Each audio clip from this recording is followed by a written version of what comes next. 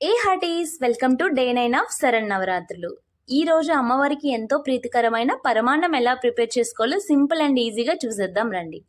1 cup రైస్ని 1 time wash చేసుకొని 30 minutes వరకు సోక్ చేసుకోవాలి. ఆ తర్వాత వేరొక కడాయిలో 1/2 కప్ పెసరపప్పుని లైట్ గోల్డెన్ బ్రౌన్ వచ్చే వరకు ఫ్రై చేసి పక్కన పెట్టుకోండి. వేరొక కడాయిలో 1 కప్ జాగరికి 1/2 కప్ వాటర్ పోసి జాగరీ సిరప్ని రెడీ చేసుకోండి. వేరొక కడాయిలో 4 కప్స్ ఆవు పాలకి 2 కప్పులు వాటర్ పోసి ఫ్లేమ్లో మిల్క్ని బాయిల్ చేసుకోవాలి. మిల్క్ బాయిల్ అయ్యాక ఆల్రెడీ సోక్ చేసిన రైస్ అలాగే పెసరపప్పు వాష్ చేసింది వేసి లో ఫ్లేమ్లో 20 మినిట్స్ వరకు కుక్ చేసుకోవాలి. మధ్య మధ్యలో కలుపుతూ ఉండాలి. ఇలా ఉడికిన తర్వాత అన్నం చూస్తే మెత్తగా ఉడికిపోవాలి.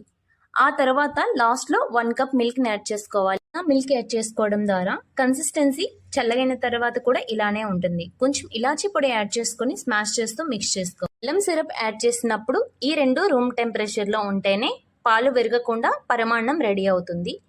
నేతిలో ఫ్రై చేసిన కాజు కిస్మిస్ చిటికెడు పచ్చకర్పూరం వేసుకుంటే టెంపుల్ స్టైల్ పరమాన్నం రెడీ. వీడియో నచ్చితే లైక్ చేసుకుని మీ ఫ్రెండ్స్ అండ్ ఫ్యామిలీ మెంబర్తో షేర్ చేసుకోండి. నెక్స్ట్ ఏ రెసిపీ చేయాలో కామెంట్ చేయండి. Thank you for watching.